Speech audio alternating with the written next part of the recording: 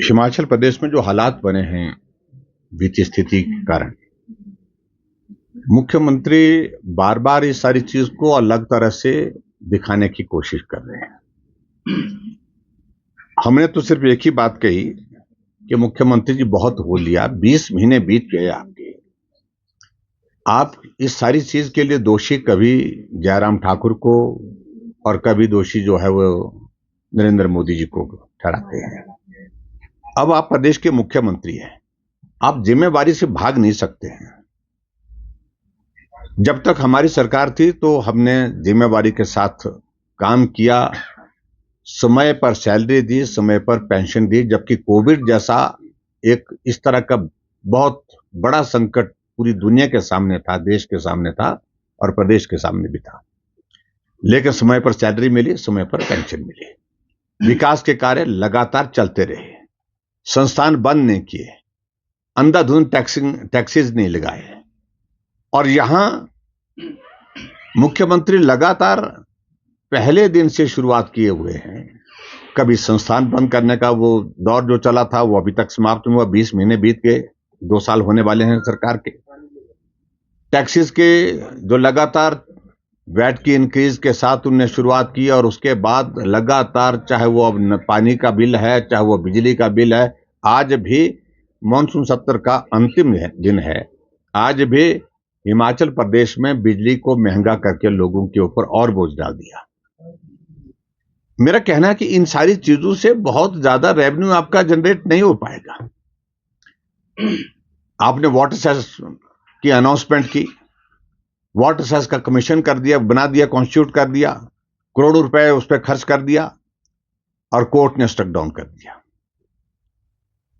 आपने जो industry sector में जो है वो एक बहुत बड़ी हाइक दे दी इसमें, इलेक्ट्रिसिटी के इसमें चार्जेस में, और उसके बारे में भी कोर्ट ने अपनी टिप्पणी की। और अभी भी आप लगातार ऐसी चीजें करते जा रहे हैं कि कहीं ना कहीं जाकर के वो कोर्ट में स्टक डाउन होती जा रही है। प्रदेश को आखिरकार 2 साल का जो कार्यकाल आपका पूरा होने जा रहा है हिमाचल प्रदेश में कांग्रेस पार्टी का, उसमें हासिल क्या हुआ? संस्थान बंद, विकास कार्य बंद और लोगों के ऊपर लगातार टैक्सेस का बोझ, यही हासिल हुआ है प्रदेश को।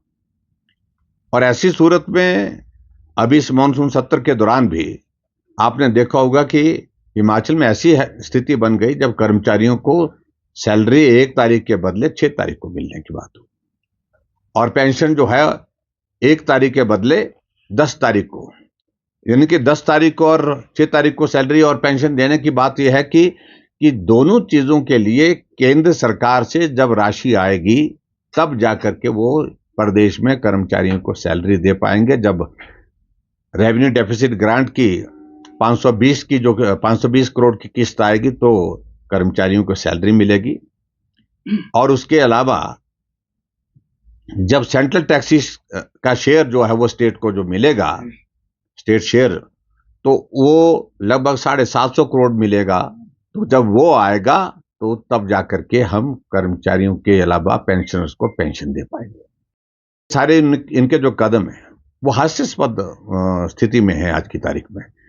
और कुल मिलाकर के हमने विधानसभा के अंदर सारे मामलों को इस सत्र के दौरान उठाया है, प्रभावी ढंग से उठाया है। अभी भी आज चर्चा चली है और ये चर्चा बहुत पहले होनी चाहिए थी।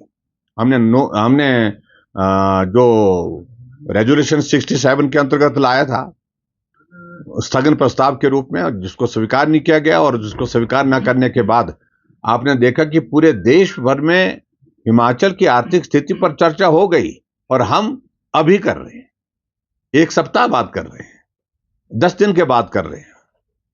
तो ये स्थिति हास्यास्पद स्थिति हिमाचल प्रदेश सरकार की है। और मैं यही कहूंगा कि हिमाचल के लिए ये बहुत पीड़ा का विषय है कि जब इस आर्थिक संकट में सरकार ऐसे फैसले कर रही है जिन फैसलों से प्रदेश की आय की बढ़ोतरी तो हो नहीं पाएगी, लेकिन गरीब लोग कर्ज के नीचे दब करके रह जाएंगे।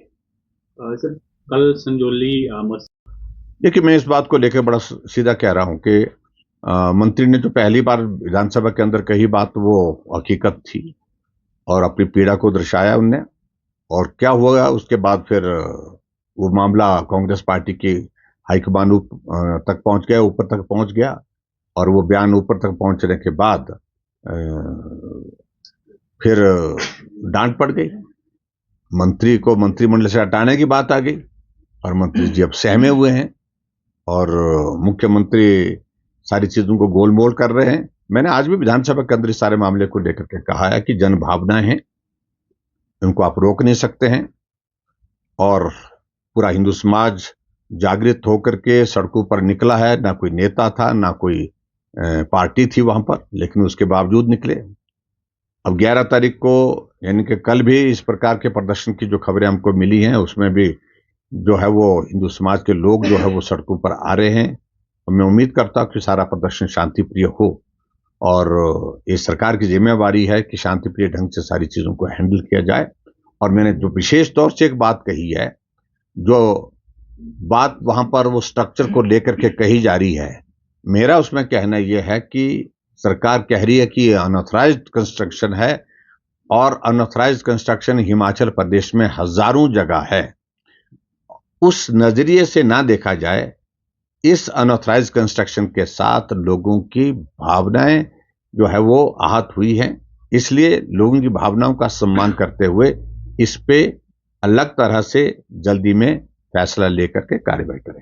साहब, आपकी पार्टी का क्या स्टैंड रहने वाला, जबकि ये मामला काफी पेचीदा है, सारी कॉर्पोरेशन। बड़ा पार्टी का स्टैंड का कोई अलग थोड़ी, हमारा कहना है कि लीगल कंस्ट्रक्शन है, अनऑथराइज्ड कंस्ट्रक्शन है, वो गलत है, कार्रवाई होनी चाहिए, सीधी सी बात है। बिलों में बढ़ोतरी हुई है, कमर्शियल भी, और अंतिम दिन है, लेकिन अंतिम दिन भी जो है वो प्रदेश के लोगों को बिजली के करंट के दौर में से गुजरना पड़ रहा है, यानी कि बिजली महंगी कर दी आज।